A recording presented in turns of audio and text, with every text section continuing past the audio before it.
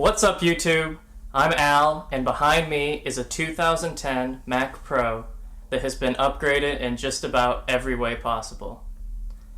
I want to make a big shout out to Lee at Z Pro Media for his Mac Pro build video, and a lot of the inspiration for this build and a lot of the knowledge came from his video, so thank you. Today I want to go over what's inside this Mac Pro, what that costs, share a quick build video with you, and then share some things I learned along the way and show you some benchmarks for this machine.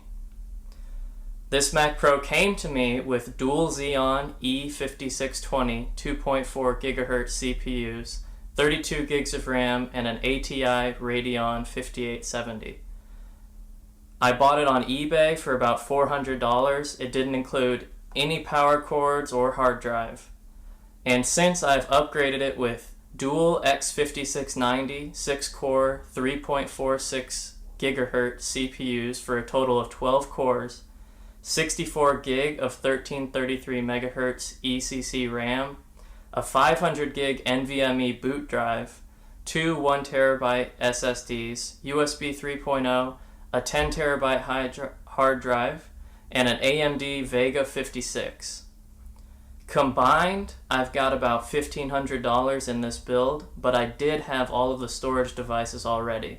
And if you were to include all of those, the total build cost will be about $2,300 for you. Because of its age and the hardware limitations, this Mac Pro probably isn't going to be able to be upgraded much further in the future, except for maybe some more storage, additional spinning hard drives. However, with all of these changes, I just love this Mac. I use it every single day. It's really incredible. I play games like Dota on it. I take notes. I surf the web. It's really overkill for most everything I do, but it is basically set up to do anything that you could ask of it. So please enjoy this build video, and at the end I'm going to talk about some of the things that I learned that might help you if you decided to do a build like this.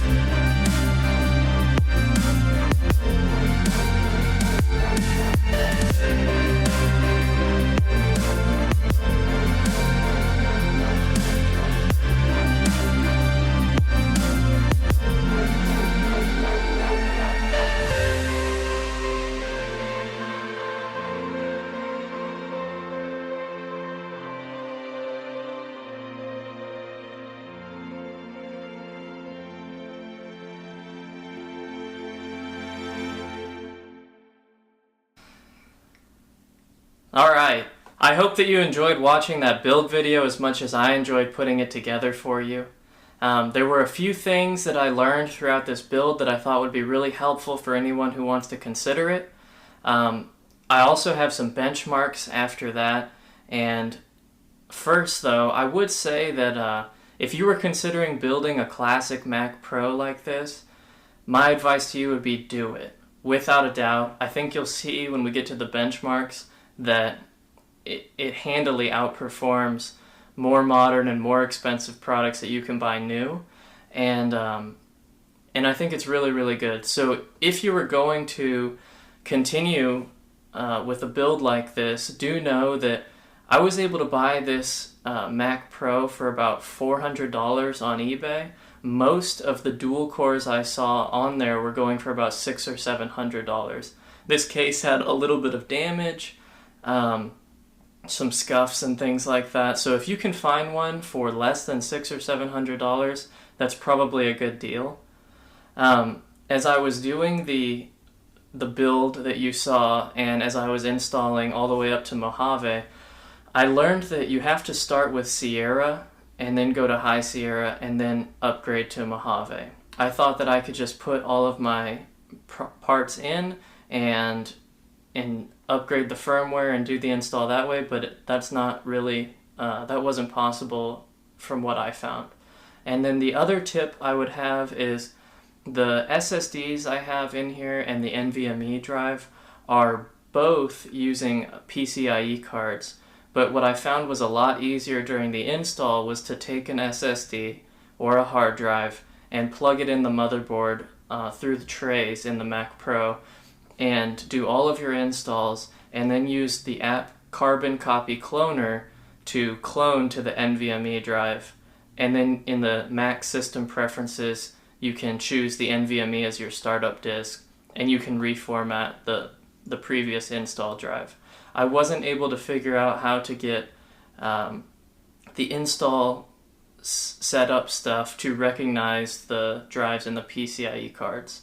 And I think it's because the Mac OS recognizes those as external drives. And then the final tip that I have is, if you're going to do this, get on the Mac Rumors forums, watch some of the YouTube videos.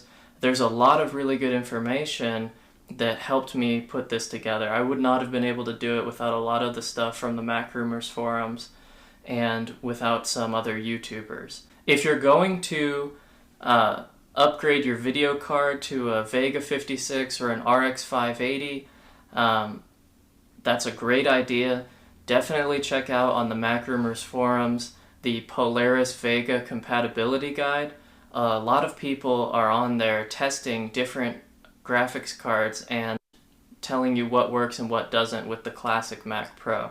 The card I have in there right now is a reference Vega 56. It's a blower style card made by Sapphire, I believe. And that card, if you just bought it new, it's going to have a problem where the fans, they're on full all the time. And a lot of the people in the forums were writing about that, and what some really smart people figured out is if you flash the BIOS, then you're able to not have that problem. And so I actually bought this card used on eBay, but the eBay user who sold it to me was willing to do the flash, and it works perfectly. So finally, the exciting part that shows you the value of building something like this, to me, is the benchmarks. Luckily, I had the RX 580 initially in this computer, and so for some of the benchmarks I'm able to show you the difference between the two, and that could help you make a more informed decision when you go to build your classic Mac Pro.